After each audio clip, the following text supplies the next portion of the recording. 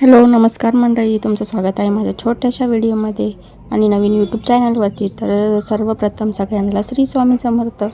बघा, इकडं सकाळची कामे चाललेली होती, पोळ्या भाजी करून झालेली होती आणि तोपर्यंत मग टाईम होता. तर म्हटलं हे ऑनलाईन बोलवलेलं छोटंसं रॅक आहे आम्ही भरण्या ठेवण्यासाठी, तर ते कपड्यांनीच आज पुसून घेतलं. नेहमी घासून काढत असतो, पण आज म्हटलं ओल्या कपड्यानं पुसून घ्यावं. तर कपड्यानं पण छान निघून गेलं, कारण की ओटा लहान असल्यामुळं गॅसची सगळी आपण भाजीची फोडणी देतो त्याची वाफ सगळी त्याच्यावर जाऊन बसते. त्याच्यामुळं त्याला 8 दिवसाला सारखं घासावं लागतं. तर बघा, याच्यावर मस्त अशा छोट्या छोट्या भरण्या बसलेल्या आहे आणि साखरपत्तीचे डबे आणि कप्पसुद्धा खालच्या कप्प्यामध्ये ठेवतो आम्ही. तर छोट्याशा जागेत बऱ्याच साऱ्या वस्तू बसतात याच्यामध्ये आणि छोट्याशा किचनवरतीसुद्धा आम्ही त्याची जागा बघा कशी केलेली आहे ॲडजस्ट म्हणून.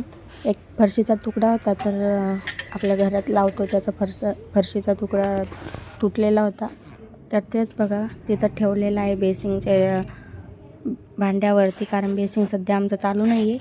आणि बघा अशा प्रकारे इथं आम्ही ठेवून देतो. तर त्याच्या खाली पण बरंच असं चिकट होतं, कारण की रोज रोज काही तिथं हात मारल्या जात नाही.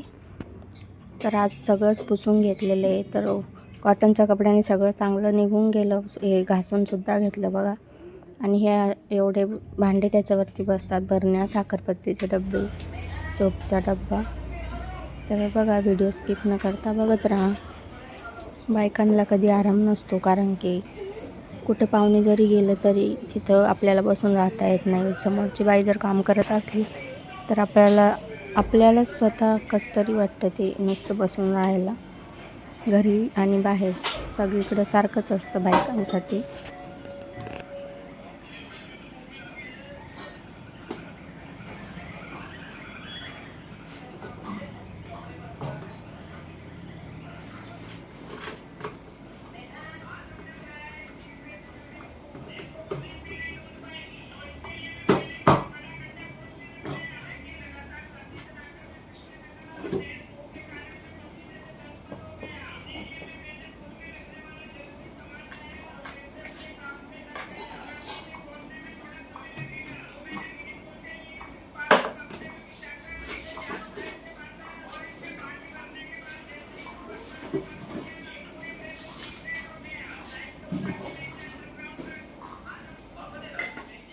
बघा, एक एक करून या भरण्यासुद्धा पुसून घेतलेल्या आहे आणि त्या एकावर एक चिटकलेल्या भरण्या आहेत, त्या माझ्या मम्मीकडूनच आणलेल्या आहे. येताना काही वस्तू आणली की ती इकडंच राहते भरणी, तर एकावर एक त्या असं त्याचा सटच तयार झालेल्या. आणि त्यानंतर मग वरच्या कडप्प्यातल्या त्या 3 भरण्या चिनी मातीच्या आम्ही सेलवरून आणलेल्या होत्या, तर त्या आपण पुसून घेतल्या. त्याच्यामध्ये सहसा काही ठेवल्या जात नाही, कारण की प्लास्टिकच्याच भरण्यामध्ये आम्ही जिरं, मोहरी, डाळी वगैरे असं ठेवत असतो. त्यामुळं मग त्याच्यात असंच खायचा सोडा वगैरे, खायचा डीग, असं बरंचसं छोट्या छोट्या वस्तू त्याच्यामध्ये ठेवून देतो आम्ही. तर असं जर काम काढलं तर रोजच काम घरामध्ये निघतं. एकीकडचं साफ केलं तर दुसरीकडं परत दुसऱ्या दिवशीपर्यंत तशीच घाण होते आणि आपण रोज जरी साफ केलं तरी घर काही साफ होत नाही. आणि मुलं असल्याही घरात की खूपच गोंधळ करतात आणि कचरा वगैरे, खाल्लेली वस्तू जिथल्या तिथंच पडू देतात.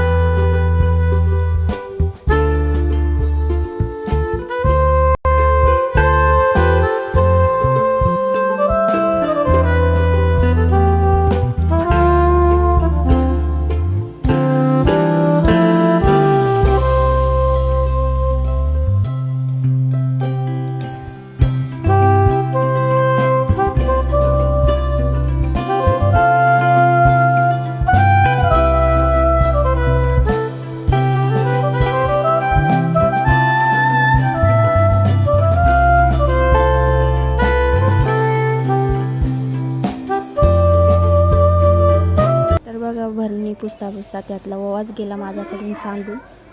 तर असं एक काम केलं की दुसरं शिल्लकचं होतं असतं. ते लावून दिलं आणि हातासारखे डब्बेसुद्धा पुसून घेतले डब्याच्या रॅकवरचे आणि त्याच्यावर काही पेपर टाकलेले नाही, कारण की पेपर टाकले की उंदरं खूप धिंगाणा करतात आणि खालचे पुसल्या पण जात नाही डब्बे, त्यामुळे तसेच ठेवलेले. आणि असेच धूळ दिसली की लगेच पुसून घेते, असतं मस्त काळे काळे दिसतात पुसल्याच्यानंतर.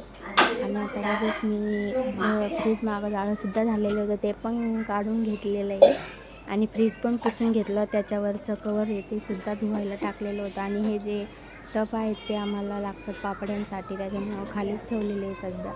पापड्यांचा ऑर्डरसुद्धा आम्ही घेत असतो. तर बघा, भिंतीचा कलरसुद्धा आमचा आता निघायला आलेला आहे. आणि आमचे श्रीचे पप्पा आता चाललेले होते दुकानवरती, त्यांचासुद्धा नाश्ता वगैरे ते सगळं झालेलं आहे. 10 वाजेपर्यंत सगळे माणसं जातात तिकडं. आणि मुलांची काही शाळा सध्या अजून चालू झालेली नाही, उन्हामुळे पुढे ढकललेली आहे, 30 तारखेपर्यंत चालू होणार आहे. तर बघा, अशा प्रकारे मी फ्रीज वगैरे सगळं साफ करून घेतलं आणि मग नंतर फरशा गॅस ओटा सगळं घासून घेतलं. तर कसा वाटला हा छोटासा किचनच्या साफसफाईचा व्हिडिओ आवडला असेल तर व्हिडिओला लाईक, शेअर, सबस्क्राईब करायला विसरू नका. भेटू अशा पुन्हा एका नवीन व्हिडिओसह. तोपर्यंत तुम्हा सर्वांना बाय बाय.